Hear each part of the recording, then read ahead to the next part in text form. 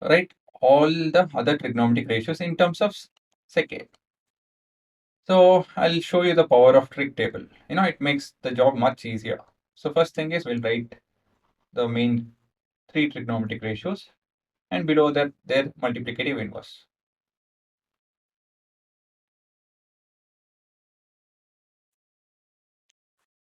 So when we divide sine and cos, we'll get tan. Cosec and sec, we'll get cot. And sine square theta plus cos square theta is equal to 1. 1 plus tan square theta is equal to secant square theta. 1 plus cot square theta is equal to 1 plus cot square theta is equal to cosecant square theta. So these are your three trigonometric ratios, right? So with this in mind, we'll start the answer. So the very first thing that we can relate is cos and sec, right? So we'll start with expressing cos A in terms of sec A. So cos A is 1 by sec A. That's it. Then next is expressing tan and sec because they are already related now. Tan A divided by sec A.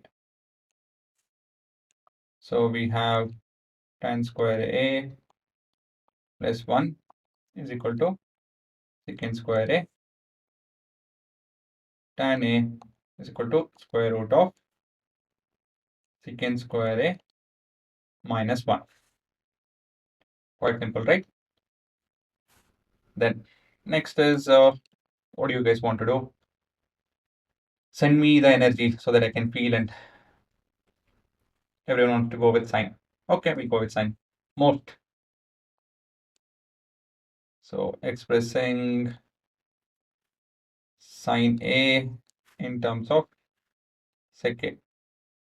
So how is sine related? Sine is related to cos and cos is related to sec. So this is the link. But how is sine and cos related? We can't go with complementary angles. We will go with identities.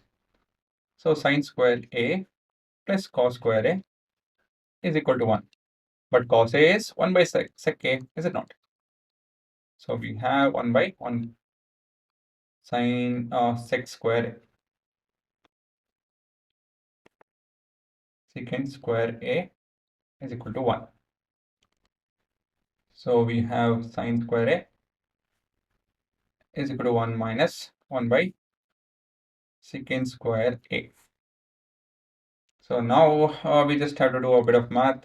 So secant square sine square A is equal to secant square A minus 1 divided by secant square A. We have to take the square root and stuff. So we have sin A is equal to square root of secant square A minus 1 divided by secant A. Done. Okay, so we're done with this, and tan. So obviously, not too far, cot and cosec are related to sine, and sine we got an expression, cot tan also we got an expression. So relating to cot is not a big deal. So we'll just go with cosec A. So expressing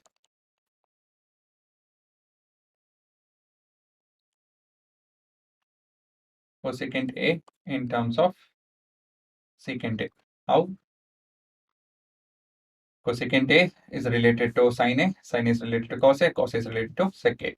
So this is the way we will take. I'll write the entire thing again. Even though we got an expression for sine A in terms of sec A, I'll go the entire way, right? So first thing is we know that cosecant A is 1 by sine A. I'll call this as equation A. Okay. The next thing is we have what is that we have? Sine square A plus cos square A is equal to 1. So sine square A is equal to 1 minus 1 by secant square A.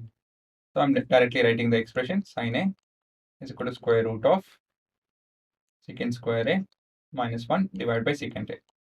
Right. If I substitute it in equation A, we got an expression for cosec A, that's all. Therefore, cosecant A is equal to secant A divided by square root of secant square A minus 1. Right? And last we have cot, expressing cot A in terms of secant A. So first thing is cot A is related to tan A as inverse of each other, and tan A is related to secant A. So that also we need to rewrite. Again, it's just for practice sake.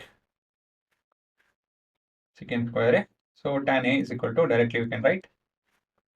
If you're good at math, it's okay to write this way. Not at all an issue. And we'll tell this is substituting in A. So we can tell we'll substitute it in B. Sub NP, we have cot of A is equal to 1 by square root of secant square A minus 1. And this is your entirety. Okay. So we have 5 trigonometric ratios that had to be related to secant A, and we have done it. If you are able to understand this question and one more question which was similar to this, you are done with trigonometry. Literally. I mean, all of this will help you in your high grades also, and this academic year as well. Okay, so pause and try to do it on your own, and then verify with my note, right? Verify with what I have done.